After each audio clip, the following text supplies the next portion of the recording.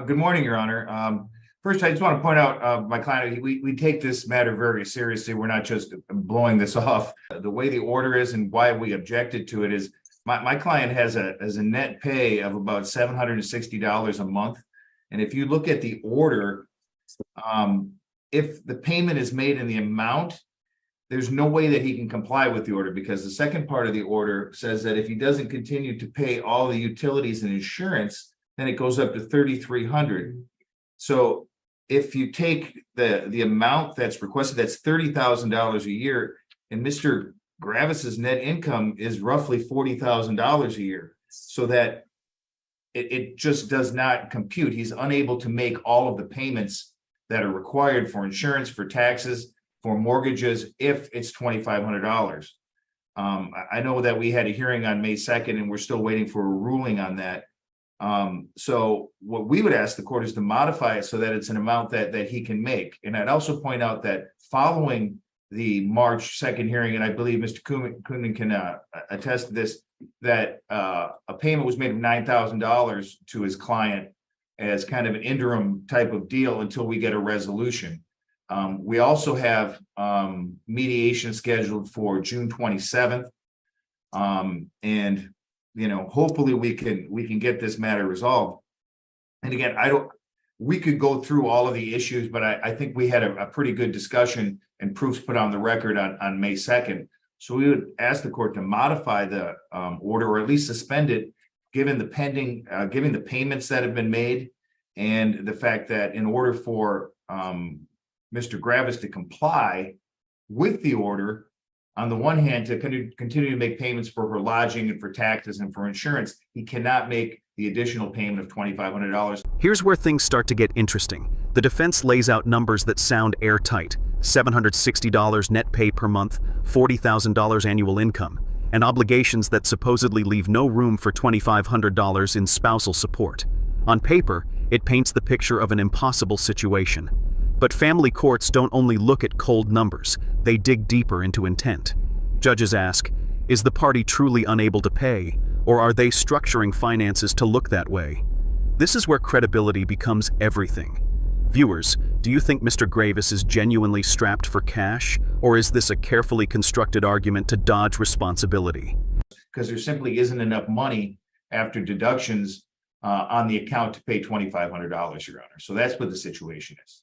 Okay, thank you. Mr. Kuhnman? Yes, thank you, Your Honor. Well, I think if the court looks at the order that was entered on March 13th, as Ms. Mullen stated, it says specifically under paragraph 3, this order continues until death of the payee or until the earliest of the following events, upon entry of the judgment of divorce or order of the court modifying or terminating the order. That's the plain language of the order. It doesn't say if the plaintiff objects to the order or if there's a pending objection. So this specious argument that, well, we've objected to it and therefore we don't have to pay anything under it, holds absolutely no water. They are blowing off the order. They are in direct violation of the court's orders.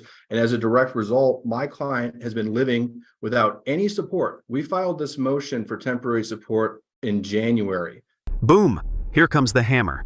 The plaintiff's attorney flips the narrative completely, arguing that Mr. Gravis once earned nearly $90,000, but conveniently reduced his income after the divorce filing. This is a common battleground in support cases. Did the payer voluntarily lower income to shrink support obligations? Courts are extremely wary of so-called voluntary impoverishment. If proven, it can destroy credibility and lead to harsher rulings. And notice the attorney's rhetoric: blowing off the order, direct violation, life of luxury. These aren't just legal arguments. They're emotional gut punches meant to sway both judge and audience. There's been $0 paid on the support order that was entered in March 13th. I can't speak to Mr. Svengross's math about the $33,000 a year because I don't know what numbers he's using. But I can say that when we had the evidentiary hearing on May 2nd, there was testimony on the record that he had earned almost $90,000 in the year of 2022, that he had intentionally reduced his income upon the filing of the complaint in this matter, and that he was intentionally overpaying the mortgage on the marital home by hundreds of dollars a month that he could easily just have made the minimum payment on the mortgage and sent that extra money to my client pending this show cause hearing or pending a determination. But instead, there's been $0 paid. And with respect to the $9,000 insurance, if the court reviews the order with respect to that insurance check, one half goes to my client and the other half is held in escrow. But that's irrespective to the point before the court today, because the case law is quite clear. You should not have to dissipate the marital estate in lieu of spousal support. That's not how it works.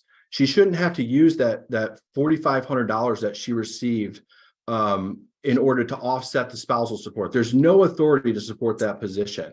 So our request before the court today is that the court find the plaintiff in contempt, indirect civil contempt of the order, that he be immediately ordered to pay the arrearages of $12,500, that he be fined $100 per day that he fails to pay that arrearage amount, and that they impose a civil penalty of $250 per month since March 13th for directly thumbing his nose at the support order to the direct detriment of my client.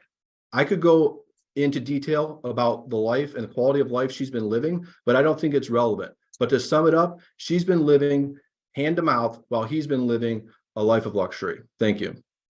Now the courtroom atmosphere is downright electric. We've gone beyond numbers. This is an all-out credibility war. Accusing an opposing attorney of lying on the record is no small thing. It ramps up the stakes, putting not just the client's, but the lawyers' reputations into play. Remember, judges despise being misled. If the court believes one side's attorney has twisted facts, that entire party can lose favor quickly. But if the accusation is false, it's the accuser who risks looking desperate. What do you think? Was the $9,000 really split in escrow, or did one side bend the truth to their advantage? Yes, Mr. Bengross. Well, you know what? As far as the conclusions that Mr. Kuhlman has basically stated, they're not true. There's no evidence showing that he's voluntarily reduced income or anything like that. And further, Mr. Kuhlman is not being truthful with the court because his client was given a check for $9,000 and she got all of it. Okay, all of it. She cashed that check. So when he tells you that she only has $4,500, he's not telling you the truth. So this was a discussion. Mr. Kuhlman sat in my office and we signed the check and he handed it to him the day of the hearing that we had. So he's lying to the court. And I don't know why he would do that, because there's no intent whatsoever by Mr. Gravis to deprive anybody of anything. This is a woman who left the marital home 4 years ago and has been living on her own. And all of these allegations that Mr. Kuhlman makes about hand to mouth, all of these, there's not been one shred of evidence put before the court to support any of that other than just blanket statements. And what Mr. Kuhlman says is not evidence. So it's not thumbing the nose. Our understanding is, and again, a direct agreement with Mr. Kuhlman to give him the check so that we could move this matter forward and resolve it. Instead, he comes in here and makes all these false statements and accusations. It's egregious. And then to ask to fine this man, so there's no way. In fact, he just said you should not have to dissipate assets because of spousal support. That's exactly what he's asking, that the friend of the court is asking to do, and what Mr. Kuhlman is doing that, because he cannot make the payments for the house that he pays for that she lives in. To say she's living hand to mouth, it's just not true. She has lodging and everything. She supported herself for 4 years. And now suddenly there's all these things going on, and there's never been any evidence of it except what Mr. Kuhlman says. And that's not evidence. I've got to stand up for myself. Mr. Kuhlman, you'll have your turn. Go ahead, Mr. Bengross. We sat in my office and we said, look, here's $9,000 to get you by till we can work this out. He knows what the situation, he makes accusations. This is where the defense takes a sharp and risky turn. By suggesting the ex-wife might have drug issues and exaggerating her medical needs without concrete evidence, they're introducing speculative arguments that could backfire. Courts want facts, not character assassinations. Judges typically shut down personal attacks that aren't supported by documents or testimony. But strategically, the defense is trying to cast doubt, painting the spouse as someone exploiting the system rather than genuinely struggling. This is high-stakes poker. If the court buys the narrative, support could be slashed. If not, The move could sink their credibility further. About what my client is living some life of luxury. He is not. He is paying for everything for this woman. And the friend of the court order is wrong. That's why we objected to it. That's why we had a hearing to resolve it so that we can get some rationality. Again, if you look at the friend of the court order, it says somehow that she has all these medical bills. There's never been one bill submitted to the court. Even on May 2nd, there's never been one bit of evidence that she suffers from any injury. For all we know, this is a drug issue. She's lived on her own and traveling back and forth. She just bought a car. He pays for all of her insurance for her car, all of her health insurance, everything. And if the court imposes the draconian measures which Mr. Kuhnman recommends, there will not be a house. There will not be a marital estate. There will not be any money to give her when we divide what is left. Again, this party's been separated for 4 years and she's been living on her own.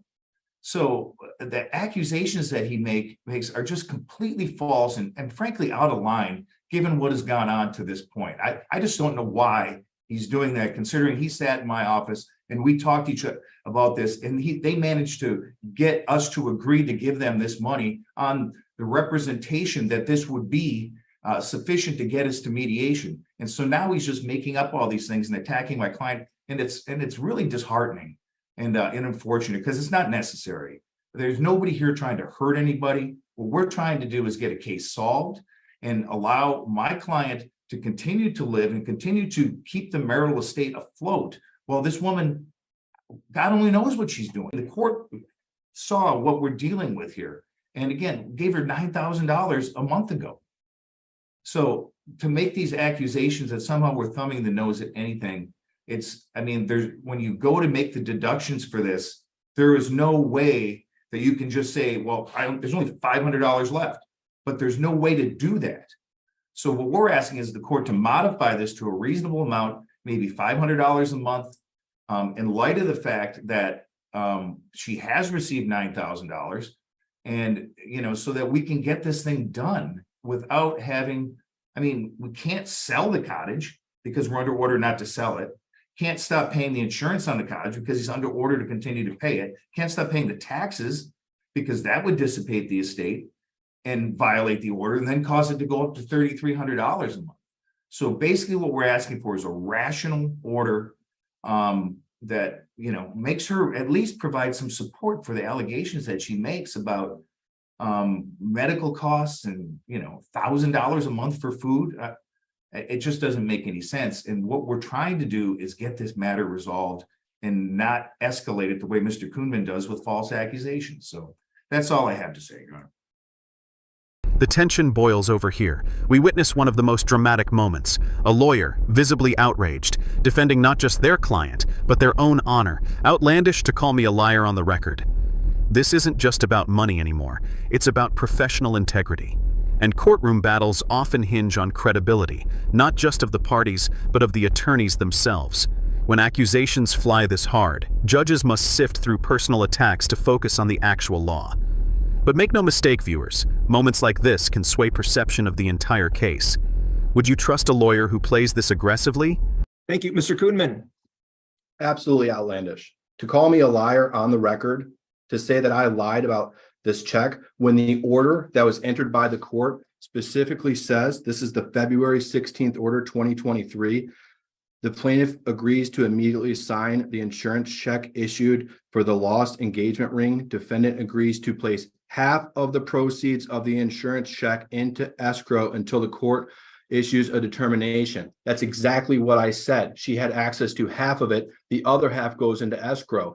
To call me a liar on the record and impugn my reputation and say that I'm misrepresenting that order to the court is absolutely ridiculous. Secondly, with respect to my conclusions of law, that was the testimony of the plaintiff. His own word said that he reduced his income in 2023 because he was having health issues and was no longer able to work the hours that he had worked in 2022. So to call that a lie is absolutely ridiculous as well. The shoe needs to, well, let me just say this. I can tell from Mr. Svengross's advocacy that he has not seen the recommendation of the referee, because I just got it this morning. Apparently it was issued on May 15th. And our office never received a copy of it. And I can tell by his advocacy that he hasn't received a copy of it either. In preparation for today's hearing, I had my secretary contact the court, and it was just delivered to me a few moments ago. I think. Wow. Ms. Mullen, did you know? I do not have a copy of that order. I'm looking up the S-400 right now. Hey, Mr. Vengros, have you received a copy of the referee recommendation in order yet? I have not. Okay, because that was filed with the court on May 18th. Okay, well, that probably would have solved a lot of issues in advance. And it was signed by Judge Hamlin on May 18th. Unfortunately, I'm looking at the certificate of service and it is blank. So for some reason, after I signed it and Judge signed it, nobody ever, and after it was filed with the court clerk, nobody ever served it on the parties. Well, we would That is unfortunate. request the opportunity for the court to amend that so we would have the right to at least enter some objections, because apparently that would mean that the objection period. And just like that, plot twist. A referee's recommendation, somehow never served to either side, surfaces mid-hearing. This is huge. The referee recommended only $700 per month, a fraction of what was being demanded. Suddenly, all the fiery accusations, the math battles, the credibility wars, they're overshadowed by a clerical mishap that changes the legal playing field. Retroactive to February, this ruling completely alters the arrears calculation. It's a stark reminder that sometimes courtroom drama isn't just about fiery speeches. It's about paperwork, deadlines, and the technicalities that can turn a case upside down. Has passed. Well, that would be unfair. Yeah. So what I will do is I will set a new objection deadline. The 21-day deadline starts from today. Okay. Thank you, Your Honor. And given my understanding of it is that the recommended monthly amount is $700. That's correct. We'll do 700. Can you do it then? We would agree to that, Your Honor. And I made it retroactive to the date of the original support order. Okay, and certainly my understanding, and again, I'll apologize to Mr. Kuhnman, because my understanding from our meeting when here was that she would get the entire check, not that any would be escrowed. And if it has been escrowed, feel free to send me evidence that it's been escrowed, but certainly we would request, that she can have the whole thing, and that, it's retroactive to February, and hopefully we could agree that he would get credit for that amount, or at least up to the portion that I think we could agree would be his share of that, or however we want to do it. We have mediation on the 27th, and this should go a long way to resolving that. Here's what I'm going to do. I'm going to let counsel resolve the whether there was a stipulation and order entered on February 17th addressing the insurance proceeds. I'm going to let counsel just address that off the record. Do with that what you will. And Ms. Mullen, in the order today, please indicate that the deadline for objection to the referee recommendation and order entered on May 17th will now be, do some quick math here. The objection deadline on that referee recommendation and order is now going to be July 6th. July 6th. And this show. What a ride. We watched as financial impossibility clashed with accusations of willful disobedience, as attorneys nearly tore into each other's reputations, and as last-minute revelations flipped the script. Ultimately, the judge's intervention brought the case back to balance, setting the support at $700, a number that acknowledges obligation without financial ruin. The broader lesson?